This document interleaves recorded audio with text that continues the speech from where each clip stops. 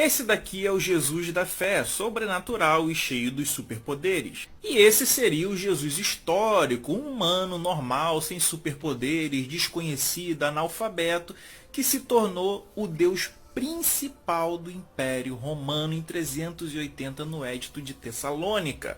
A pergunta que se segue em relação a isso aqui é o seguinte: se, segundo alguns estudiosos, esse cara era um revoltoso anti-império romano, por qual motivo Roma o instituiu como deus principal de seu império? Não seria como os Estados Unidos colocar Bin Laden como o deus principal dos Estados Unidos? E a outra questão é, quem escreveu a história do Jesus sobrenatural, do Jesus que é filho de Deus ou o próprio Deus? Não teriam sido os próprios romanos? Pensei. Vamos lá, gente. Todo o argumento dele está envolto de que quem escreveu sobre o Jesus Todo-Poderoso e como Roma se tornou cristã, né? Ele insinuou que Roma fabricou Jesus, o Jesus Todo-Poderoso, o Jesus com poderes. Aí que vem a pedra no sapato do Antônio Miranda. Olha a pedra no sapato do Antônio Miranda que vai vir, hein, galera. Olha aí, meus coregos. Porque, como ele disse, Roma se tornou cristão depois dos anos 300 depois de Cristo. Isso, ela foi oficializada como religião principal do Império Romano no Edito de Tessalônica por Teodósio. Então, lá por volta de 380, nós temos a oficialização do cristianismo como religião oficial e não de invenção do cristianismo. Então tem que interpretar as coisas direito aí, né, meu colega? Mas vamos continuar aqui. E antes disso, já tínhamos papiros, né, do Novo Testamento, já falando sobre o Jesus Todo-Poderoso, o Jesus com poderes, Jesus... Ah, já tinha papiro falando, né, do Jesus da fé, né, do Jesus milagreiro, do Jesus Ultra Power Mega Blaster, criador, né, de milagres, de feitos fantásticos, né, do Jesus X-Men. Esse daí tinha papiro. E esses papiros aí foram escritos onde? Em Roma, né? Foram escritos em Roma, nos territórios romanos. Escritos em qual língua? Em hebraico? Aramaico? Não, né? Em grego, com latinismo, né? Complicado, hein, meu colega? Então, lembra ali, ó. Ali eu não tô falando de invenção de Jesus após 300. Eu tô falando de oficialização por Teodósio. O cristianismo ele foi inventado depois dos anos 70, provavelmente ali no final do primeiro século, início do segundo século é quando o cristianismo, esse personagem é inventado. Divino. Temos papiros aí de 125 depois de Cristo. Esse P52 já foi atualizado para final do segundo século, início do terceiro. Tá desatualizado aí, meu corego. Que traz aí a história dos evangelhos. Temos manuscritos de 200 depois de Cristo. Manuscrito esse que contém, por exemplo, 14 capítulos do livro de João, da Bíblia. Então repara que o argumento dele é tudo em cima de espantalho. Em nenhum momento eu falei que o cristianismo foi inventado no quarto século. Em nenhum momento eu falei isso. Eu falei que se tornou oficial do Império Romano. Religião oficial do Império. Não inventado no quarto século. Você vê que essa galera não tem compreensão de argumento, tem dificuldade de interpretação de textos, de coisa básica, entendeu? Aí complica, hein? Manuscritos de 225 depois de Cristo também. Não tem nada do primeiro século, né? Tá tudo lá pro final do segundo século, início do terceiro, né? Meu colega, aí complica. De 250, de 300, então... Exatamente, ó, terceiro século, quarto século, no primeiro século não tem nada. Ou seja, a gente tem manuscrito do primeiro século a... Qual? Que manuscrito é esse do primeiro século? O que você tem em relação a papiro no primeiro século é tudo inferência, é historinha, né? São alguns estudiosos que pegam e falam assim, olha, talvez existiu ali, né, no primeiro século o manuscrito original, só que nós não temos mais nenhum papiro físico desse período. E aí eles fazem uma inferência de que esses papiros do segundo, do terceiro século foram escritos no primeiro, entendeu? Então é inferência, papiro físico mesmo nós não temos. Todos eles são de final do segundo século, início do terceiro século, tá bom? Desenhos, então, ou seja, a gente tem manuscritos do primeiro século até o exato momento em que Roma se tornou cristão. Então é meio que impossível de Roma ter fabricado Jesus, o Jesus divino, sendo que muito tempo antes, desde o século I, temos evidências arqueológicas do Jesus histórico e divino. Qual é a evidência arqueológica que tem do primeiro século do Jesus histórico ou de qualquer século? Não existe nenhuma evidência arqueológica de Jesus hipotético, cara. Nenhuma. Tudo que você tem são do Jesus divino. De Jesus hipotético é tudo historinha, tudo inferência, feita sem evidência nenhuma, com base no Jesus da fé. E aqui ele está trabalhando todo o argumento dele em cima de um espantalho, né? Porque ele está pegando a questão da oficialização do cristianismo como se eu tivesse falado que foi invenção. A invenção do cristianismo ocorre ali no final do primeiro século. Aí ele ataca como se fosse oficialização. O que ele não entende é o seguinte. Imagine que o Bin Laden, né? Ele morreu já. O Bin Laden já está morto. O que eu estou falando é, imagine que agora ou daqui a 100 anos os Estados Unidos pegassem o Bin Laden e colocassem como Deus oficial. Faria sentido? Hoje, os Estados Unidos pegarem o Bin Laden e colocar como Deus oficial, cara. Vocês acham que faz sentido isso? Eu estou rebatendo uma proposta de que Jesus era terrorista contra Roma. E aí Roma vai e oficializa esse terrorista contra ela, como Deus principal. Esse é o argumento de oficialização. Para Roma fazer isso, é porque Jesus não estava contra Roma. É dificuldade de entender o argumento, um raciocínio básico.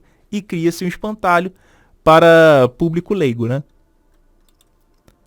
Aí só depois do ano 300 depois de Cristo, quando Roma foi evangelizada, aí sim que o império se tornou cristão. Ah, é? E Constantino estava fazendo o quê no Concílio de Nicéia, presidindo o Concílio de Nicéia antes da oficialização. E aí? E aí, meu colega? Porque na cabeça dele, o argumento é que o cristianismo está surgindo, né? Lá no quarto século. Só que os cristãos já existiam. O Constâncio Cloro, que era pai do Constantino, já tinha ali amizade com os cristãos, já pertencia aos cristãos, segundo Eusébio de Cesareia, né? A mãe dele também. O Constantino também. O documento dos cristãos, como por exemplo de Clemente, está dizendo lá que Clemente era dentro da família imperial romana e tinha cristão lá dentro. O Irineu de Leão já falava que tinha cristão lá dentro do Palácio de César. Quando você pega as epístolas paulinas, ele está falando que está mandando um abraço em 1 Tessalonicenses capítulo 4, de dentro da casa de César. Quando você pega Hebreus, que é considerado um dos textos mais antigos do Novo Testamento, está falando lá que é um abraço da Itália. Você pega a escrita do Novo Testamento em grego. Ela tem tradução para de termos que seriam em hebraico para o grego e para o latim, que mostra que o público não está na Galiléia, em Jerusalém, na Decápole, na Samaria, em lugar nenhum. E outra coisa, quando os caras vão citar a Bíblia hebraica, eles fazem usando a Septuaginta, como se eles não soubessem os textos em hebraico. E eles usam expressões que só fazem sentido em grego. Ou seja, você não teria como ter um trocadilho daquele em hebraico ou aramaico, mas somente em grego, indicando que os autores não eram judeus analfabetos, falantes de aramaico, que foi lá e pediu para alguém copiar as histórias da Bíblia. Não. Os autores eram de fato estrangeiros e da capital romana, pelo que nós temos de inferência interna. Porque um dos seus imperadores, né, Constantino, se tornou cristão. Novamente, ele atacando espantalho. Eu não falei que ele foi criado por Constantino. Eu vou até voltar o vídeo depois no começo para vocês verem, né? Estou falando de oficialização por Teodósio, lá no quarto século. Agora, se Roma, no ano 300, fabricou o Jesus divino, Em nenhum momento eu falei que em Roma, no ano 300, fabricou o Jesus divino. Isso é espantalho, e aí ele ataca o espantalho. Isso é espantalho, hein, meu colega? Você tá atacando espantalho, hein? Faz com os manuscritos do primeiro século. Eu quero saber que manuscrito do primeiro século é esse. Todo mundo quer saber. Fala pra nós aí. Que manuscrito do primeiro século é esse, cara? Isso não existe. Joga no lixo? Deve Sem contar que essas duas estar no lixo, né? Porque ninguém conhece, né? imagens que ele mostra aqui de Jesus tem nada a ver. Uma é uma imagem católica e a outra Caralho, a imagem representativa, cacete. Oxente. É só ilustração, carai. Você acha que isso aí foram lá e tiraram a foto de Jesus? O cara acha que foram lá com a TechPix e tiraram a foto de Jesus, que eu tô mostrando a foto de Jesus. É só ilustração, carai. é uma pseudo-imagem aí que a gente não sabe como que é realmente a aparência de Cristo. Alguém tá falando que isso aqui é Jesus real, cara? Se eu tô falando que Jesus é inventado, ele acha que eu tô mostrando uma foto que é de Jesus real. Isso não é fotografia não, cara. Isso é ilustração. Meu corego, é ilustração. Meu corego. Aí, complica aí. Provavelmente é a aparência de um judeu normal. E Jesus também não é. Aparência de um judeu normal. Ah, meu irmão. A aparência de um judeu normal, né? Aí tu vê que todas as imagens é um Jesus europeu, né? Quando ele tá com os judeus têm aparência de judeu, mas Jesus tem sempre a aparência de europeu. Por que será? Você já se perguntou isso? Por que Jesus tem aparência de europeu, romano? Complica, hein? Não era analfabeto, nem um Zé Ninguém, ele sabia ler, ele instruía, ele era mestre, ele era rabino. Animal! Não é eu que tô falando que Jesus era analfabeto. Inclusive, eu mostro na Bíblia que Jesus sabia ler. Para o pessoal que defende que Jesus histórico era um analfabeto que se revoltava contra Roma. Não sou eu que estou falando isso. Repare no começo do vídeo, que eu vou botar aqui daqui a pouco, que a galera da história que fala que esse Jesus hipotético existiu, eles falam que ele era um analfabeto, que ele era revoltoso contra Roma, e eu estou contra-argumentando em relação a isso. Como ele pode ser um terrorista contra Roma, se Roma que oficializa esse terrorista como Deus principal do seu panteão? É difícil entender, meu corego? Olha a compreensão de texto aí, cara. Olha a interpretação. Você vai ter que voltar ao fundamental, não é possível, hein? Rapaz. Vocês que são ateus, se vocês têm Antônio Miranda como referência, eu acho melhor vocês rever o ateísmo de vocês. Entendeu? Ó, você que tem eu como referência, meu irmão, tem que rever o ateísmo, hein? Tem que rever o ateísmo, porque ele não consegue compreender uma argumentação básica. Agora vamos voltar ao vídeo aqui, e agora vocês vão prestar atenção no que foi dito e no que ele falou de espantalho depois. Vamos lá, ó. Esse daqui é o Jesus da fé, sobrenatural e cheio dos superpoderes. Então, isso aqui é uma ilustração. Tô vendo que eu tô falando com uma ilustração para representar o Jesus da fé, que tem superpoderes, que anda sobre as águas, que ressuscita mortos, que sai voando. É uma ilustração para representar. Isso aqui não é uma fotografia, mas ele quer uma fotografia, né? Vamos lá. E esse seria o Jesus histórico. Ah, seria o Jesus histórico. Isso aqui é uma foto também? Não, uma ilustração. É uma ilustração para representar, meu querido, meu colega.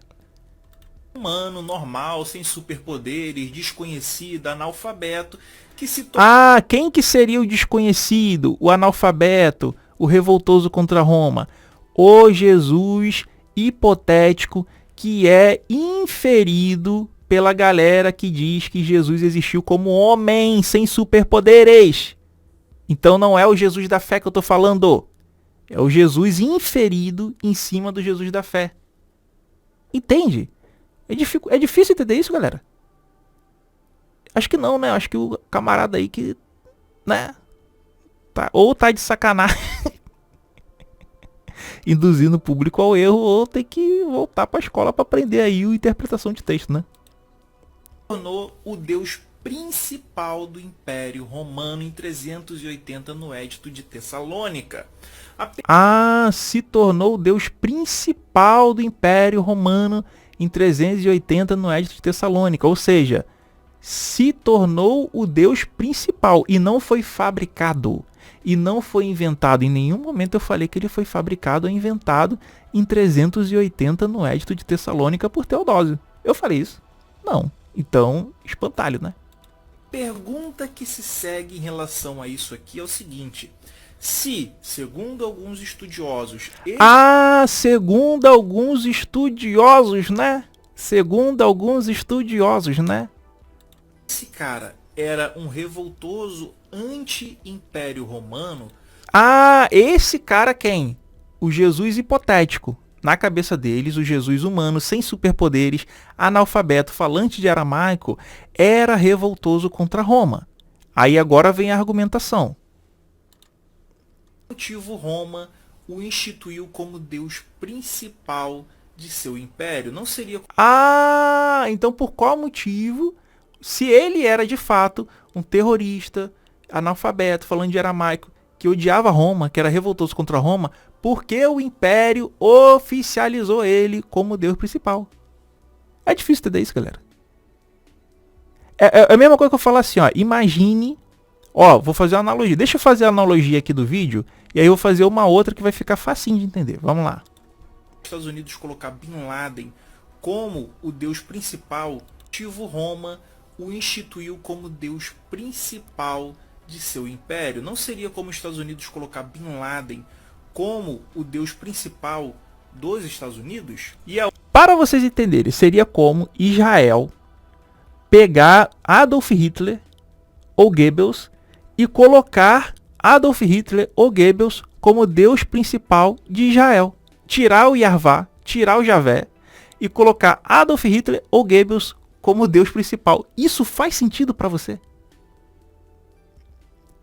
Isso faz sentido para você? Para alguém que defende aí o Jesus hipotético. Faz sentido alguém pegar Adolf Hitler, Goebbels e colocar como Deus principal do panteão em Israel? Aí tira Yarvá, tira Javé e bota Adolf Hitler e Goebbels. Vamos adorar Adolf Hitler e Goebbels, né? Só perseguiu a gente judeu. É a mesma coisa, cara, que o Império Romano oficializar um cara que seria revoltoso, um terrorista contra Roma, colocar como Deus principal. Não faz sentido. É essa a argumentação. Reparem que em nenhum momento eu falei sobre invenção de Jesus no século IV. Entendeu? Outra questão é, quem escreveu a história do Jesus sobrenatural? Então aqui, ó, porque esse Jesus hipotético, ele não tem fonte nenhuma. Mas nós temos as escrituras, né, os textos sobre o Jesus da fé. E esse Jesus da fé, alguém escreveu sobre ele. Alguém escreveu, não é isso? Agora, quem escreveu sobre ele? Foram os judeus? Foi o pessoal lá da Decápolis, Samaria, Judéia, Galiléia? Foram seguidores de Jesus falantes de aramaico e analfabetos? Aí vamos ver a argumentação. Do Jesus que é filho de Deus ou o próprio Deus, não teriam sido os próprios romanos? Pensei. Aí, quando a gente vai ler, a gente tem que fazer inferência para uma coisa chamada evidência interna. Quando a gente vai ler o Evangelho de Marcos, por exemplo, de Mateus, de Lucas, a gente vê no prólogo de Lucas, por exemplo, ele falando com Teófilo. Teófilo tem termos ali que são explicitamente referentes ao Estado romano. Então Lucas já está fazendo uma inferência ali a um oficial romano. Quando você pega os latinismos, as expressões em latim que são traduzidas para o público, essas traduções elas só fazem sentido se você fizer para um público que é falante de grego, né? Quando você traduz alguns termos em grego para o grego, né? E quando você traduz alguns termos para o latim. Então você está falando que os ouvintes daquela pessoa não são ouvintes judeus. Não está sendo escrito de judeu para judeus. Está sendo escrito de algum falante de grego e de latim para outros falantes de grego e de latim. Quando você pega as inferências que são feitas do Novo Testamento em cima do Velho Testamento, elas são feitas em cima da Septuaginta e não em cima da Bíblia hebraica. O que mostra que o autor ele não conhecia o hebraico e ele estava se utilizando de uma fonte grega. Os trocadilhos que nós temos, né, as expressões que nós temos no Novo Testamento, elas só fazem sentido se você usar aquele termo no grego e não de uma escritura anterior em hebraico. Então não é uma tradução de um texto em hebraico que teve antes. Não. E isso nós temos até no texto de Mateus. Então evidência interna, evidência externa, tudo que nós temos indica que esses textos foram fabricados por pessoas que são estrangeiras e que provavelmente são de Roma, porque nos próprios textos dizem da onde que está vindo. Quando você pega o Novo Testamento, Paulo diz que está mandando um abraço do Império Romano, lá do Palácio de César. Quando você pega Hebreus, ele está mandando um abraço da Itália. Lucas está falando ali, fazendo aquele seu texto para um oficial romano. Quando você pega Apócrifos, os caras dizem que são da guarda pretoriana. Entenderam? É difícil entender isso, galera. Será que eu falei chinês? Será que eu falei aramaico? Mas é bacana a gente fazer os reacts aí que a gente aproveita para reciclar algumas informações e explicar melhor alguns pontos que algumas pessoas têm muita dificuldade em entender, como o rapaz aí do vídeo, né? Se ele não foi desonesto, se ele tentou ser honesto, ele teve muita dificuldade de entendimento. E aí é bom para a gente esclarecer, né? Para a gente poder mostrar e tirar dúvidas e reforçar o ponto de que Jesus, muito provavelmente, é somente um personagem inventado, porque as inconsistências em relação à figura humana que teria em relação a ele não fazem sentido. Não existe fonte sobre essa tal figura hipotética. Não existe fonte que evidencia um Jesus que seria contra o Império Romano, até porque ele manda pagarem os impostos a César, assim como Paulo faz em Romanos 13, usando o mesmo termo, apódote, que é reforçado essa instrução na apologética de Justino Marte, onde ele diz que, de fato, eles devem servir com gosto os imperadores romanos. Entendem? Então, dito tudo isso, tudo indica que Jesus é somente um personagem fabricado pelos vencedores da guerra, que são os romanos. Tá bom? Um grande abraço a todos vocês, deixem um like, eu quero ver o comentário de todos vocês aqui, deixem um comentário e se inscrevam no canal se ainda não está inscrito. Agora está aparecendo aí para vocês a sugestão de vídeo, clique nele depois e continue comigo. Um grande abraço, valeu, falou, fui, tchau, tchau, tamo junto.